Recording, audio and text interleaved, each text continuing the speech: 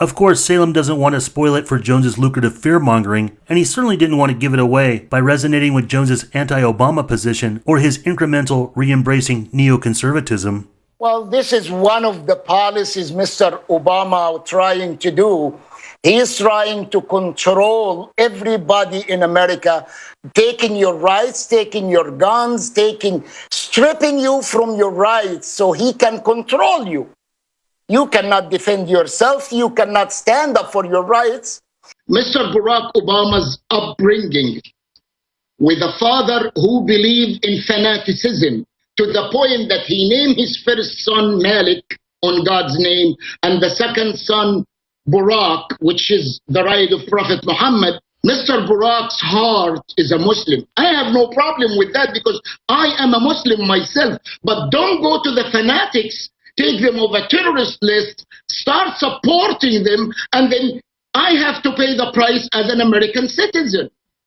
We are paying the price for increasing the power of the Muslim Brotherhood. Although we don't want to drift off turning this into a subject about Barack Obama, but rather about Salem himself after 2011, coming out of hiding with his appearances on Alex Jones in 2015 and after. But separate from the unexpected turnaround with Jones that was incrementally taking place shifting away from 9/11 truth years before, there's something to be said as far as ideological position, in how Salem perceives our elected officials, government and media, especially in regards to foreign policy, since only for the U.S., it's drastically changed as a consequence to 9/11 that could have only succeeded without the failure of 1993 happening first. Salem referring to Obama as a Muslim on the Alex Jones show isn't the only unusual remark he makes about the president or the establishment, in which he's flat wrong on with his blanket assertion. He really takes it up a notch, insisting that his Kenyan half-brother, Obongo Obama, is an extremist, that he's a supporter of the Muslim Brotherhood in Africa, when in actuality, Obongo endorsed Trump,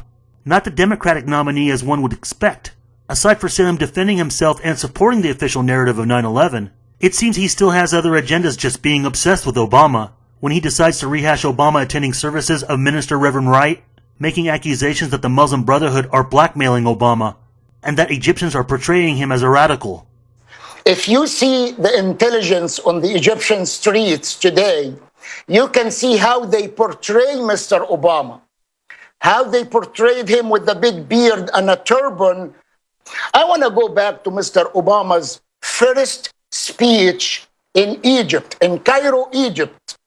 The first visit when he went there, and he said to the Muslim Brotherhood, I am sorry for what America had done.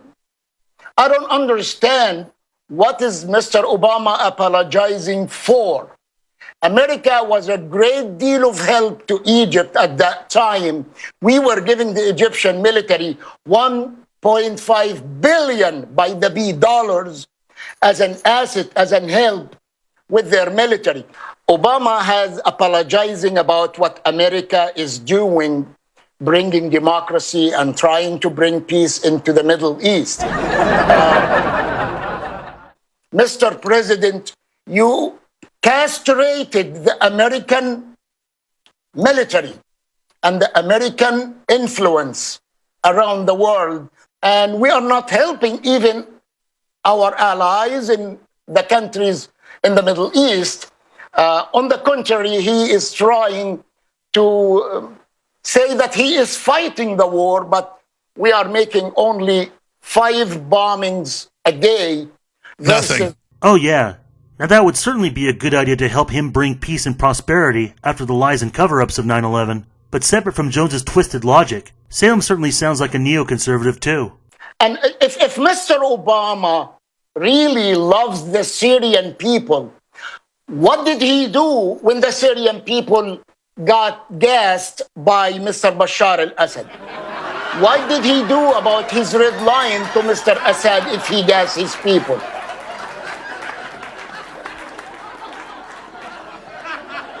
This is not America, which I put my life and my family's life on the line for. Mr. Obama, please, please help America. Don't weaken America. America can lead the world. America cannot be led by Russia. Russia today have influence in the Middle East, in Egypt, in Saudi Arabia, in Jordan, in Iran, in Iraq, in Syria. Sure, and let's just arm another mujahideen all over again, since Russia is all over back in Afghanistan too. It seems to be working for us. Definitely a neocon. Unfortunately, that's the price the American people, you and I, will pay. That we get alienated from the Middle East, and when we go ask them to help us to fight ISIS, of course they say, if you coming to support a terrorist organization called the Muslim Brotherhood, you coming now, one of the tails of the Muslim Brotherhood, which is ISIS, you want us to help you fight it? Sorry. And they walk away. And they went far from the United States to get their weapons from Russia and from China. And then, lo and behold, Russia will start to spread their wings on the Middle East, and we lose our leadership role around the world. America, I immigrated to, is the United States of America, and it is the supreme power on the planet, and we should maintain that, increase the military power, and increase our leadership around the planet. Supreme power on the planet? Sounds like a tyrannical warmonger to me.